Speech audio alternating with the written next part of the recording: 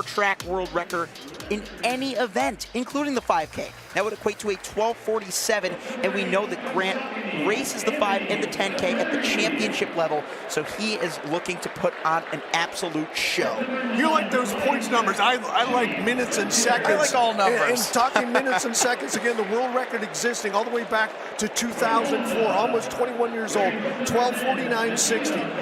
Just one of the all-timers. Holly Gaber-Selassie, number 2 at 12:50.38. Daniel Coleman, another Hall of Famer, at 12:51. Then we come to BU, number 4 and 5 all-time, Woody Kincaid, the blistering final lap 2 years ago, where he blew past Joe Klecker, 12:51.61.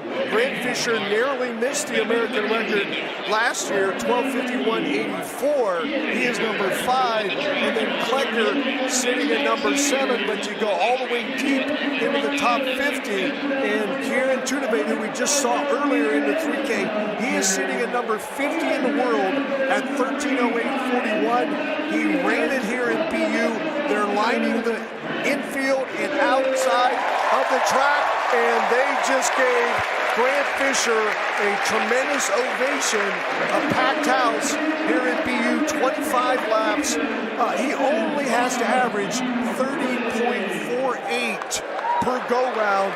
The record pace, 30.78. So when you're requesting 0.3 of a second faster than the world record, unbelievable request, and we'll see if he can fulfill that tonight. Hot heat, men's 5K. Grant Fisher looking to make us believe on that confidence that he has shown all season long. Just his 3rd race of the season, but he opened with that 1500, placing 2nd. He was closing ground on Josh Hoey at the New Balance Indoor Grand Prix, and that ultimately set him up for that 3K, where he outkicked Cole Hocker, who is widely considered one of the best kickers worldwide, even by Grant himself. He said he was just happy that he was able to close with one of the best closers in the world, and ran 7:22.91, the 3K world record, the first of potentially 2 this indoor season. The crowd is already in it. 15 in this first section of the men's 5,000. DJ Principe and Henry McLucky, they have the difficult task, a very difficult task. You think it's tough on Grant Fisher. They got to get him to a point where he's going to go solo the rest of the way. And they can't kill him out here. They went sub-30 through that opening lap, and they're going to be below a minute at the 400 split. Grant Fisher would ideally want to be around 60.96 per 400 meters, so we'll look to see how steadily they can dial this back after having gone out early, responding to that adrenaline. So that 4th man in that lead group, no slouch at all, Jimmy Gressier from France, coming in with a 12:54 5,000 PR. So he is at the tail end of that group. Our 2 pace setters again, Principe and McLucky up front, 3 laps in 1:30. That is more on mark. And the field, the crowd, everybody knows it. Can't forget about Jimmy Gressier looking to become the first Frenchman to break 13 indoors. Ran 13 flat 54 here at the Terrier Classic, just ahead of Romain Legendre, who set the D2 record in that race. Came back to do the same in the 3K today, but he's shown that he's willing to go for this field for as long as he can. Let's see what they split through 800. And again, an incredible crowd through 800 meters in 2:01 point. So right where they need to be. Just under 2:02. They're back more consistent at 31.1. A little slow. We'll see how Fisher and company can close, specifically, most likely Fisher and Gressier running for the Lions Shot Club. I mean, they have completely dropped the rest of this field, so those are likely going to be the only 2 in contention for the win.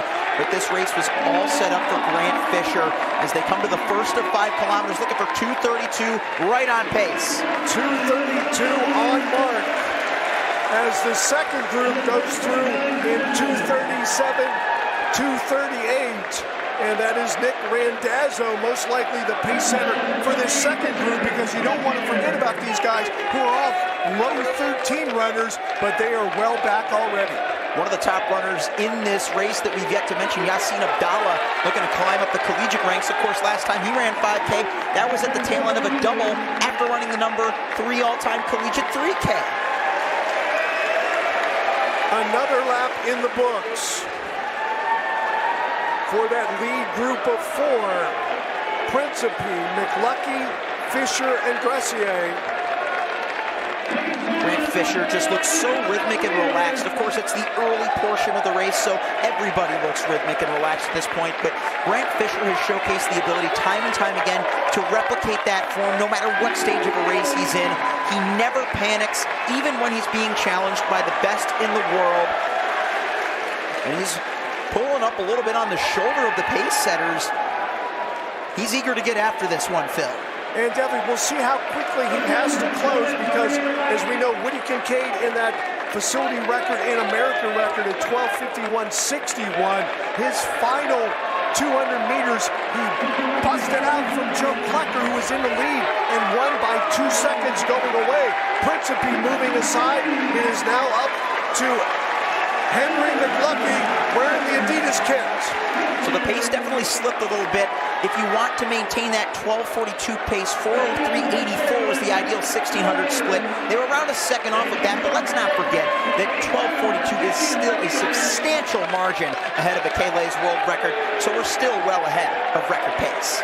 So again, maybe a fallback, the American record, Woody Kincaid, because obviously Fisher was disappointed a year ago when he narrowly missed that mark right here at the same venue where Kincaid ran his 12:51.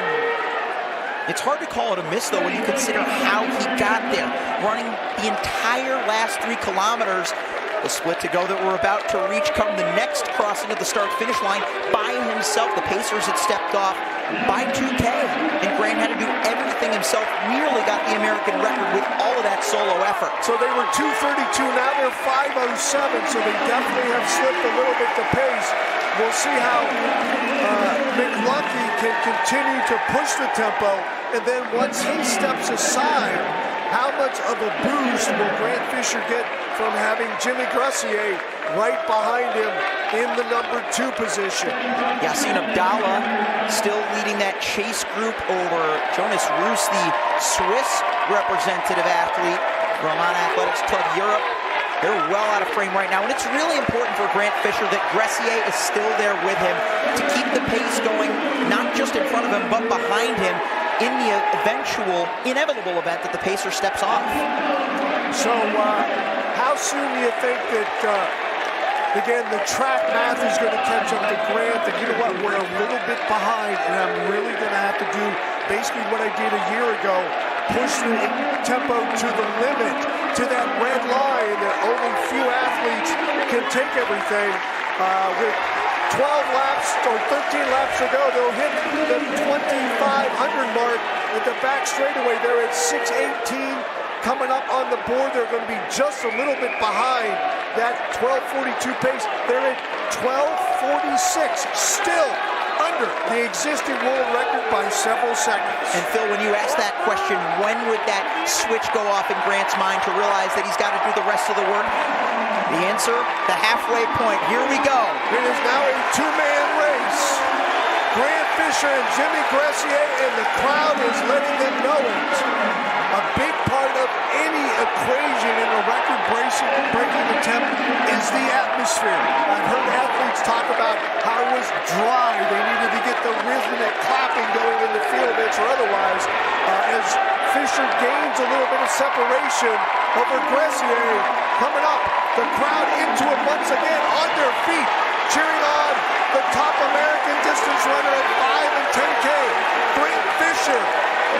7:08.7 through 2,800 meters. We're going to get his 3K split come the next lap. 7:37.2 would be 12:42 pace, but again, just what we've seen from Grant Fisher, his speed is on another level this season, and that's coming from an athlete with elite strength. He combines them like few other ever have on the world distance scene, and he's proving that things we previously thought weren't possible are. 7:40, a couple of seconds off that 12:42 clip through 3,000 meters.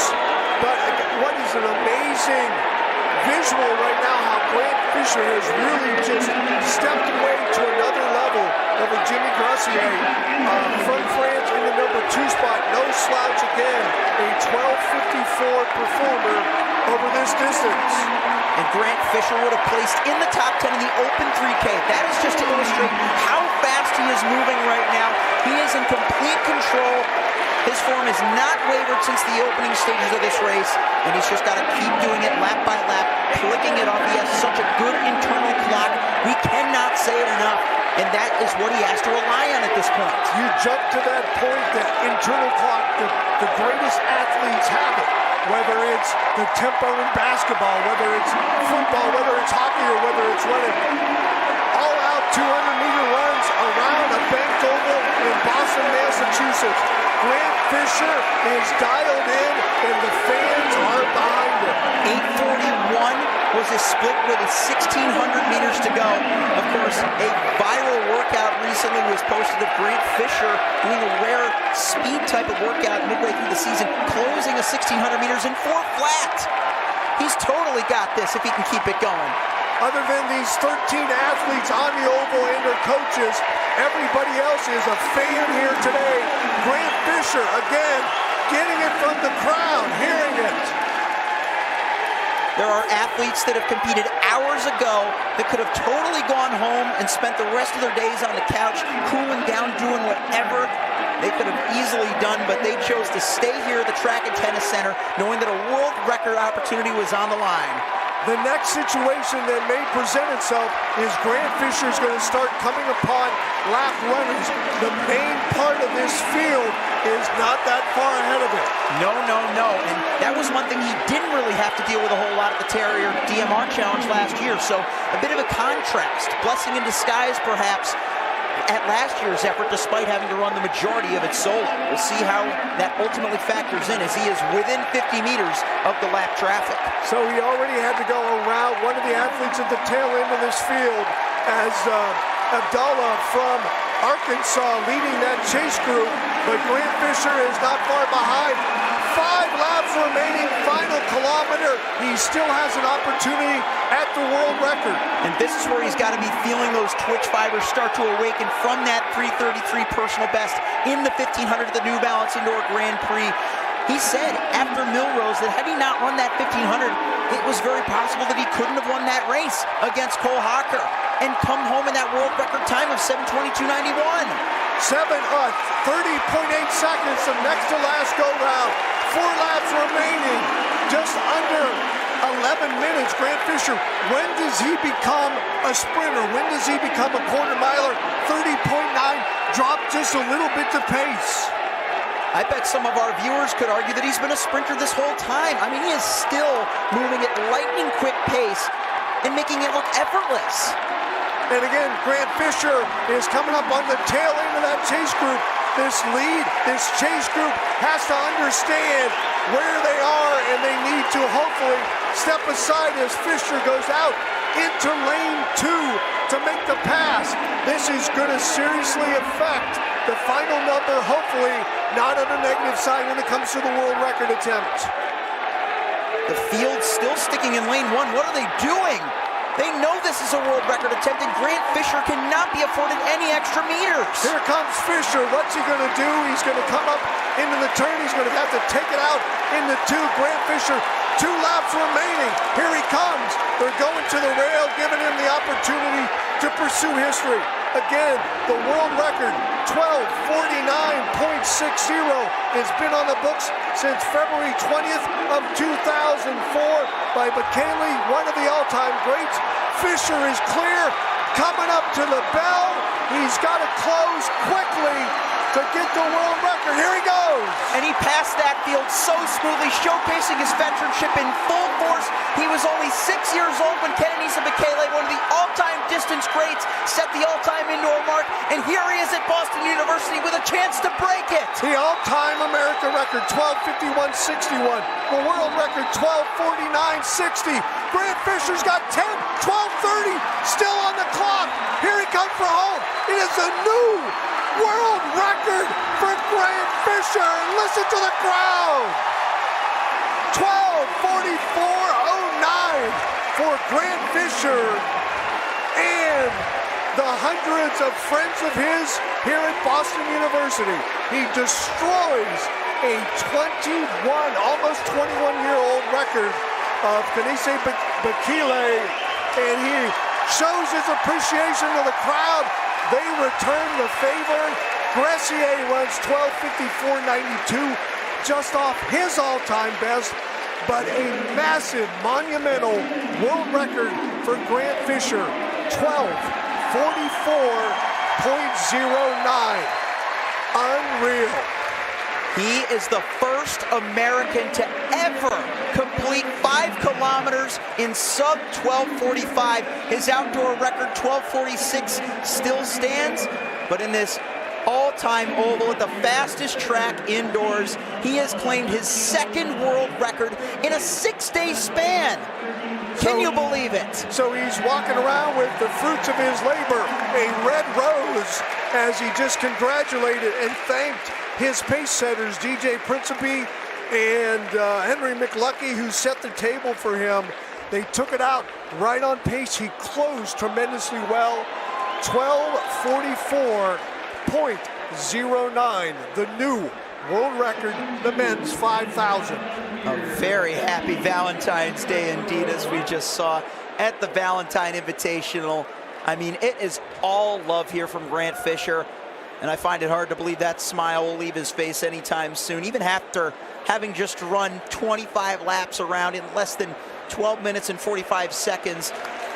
He set an incredibly tall task for himself by challenging those pacers to take him out at an historic pace. And even if it wasn't a 12:42 as he had asked for, he ultimately set himself up for that success. Knowing the type of athlete he is, that's such an important aspect of Grant Fisher's game.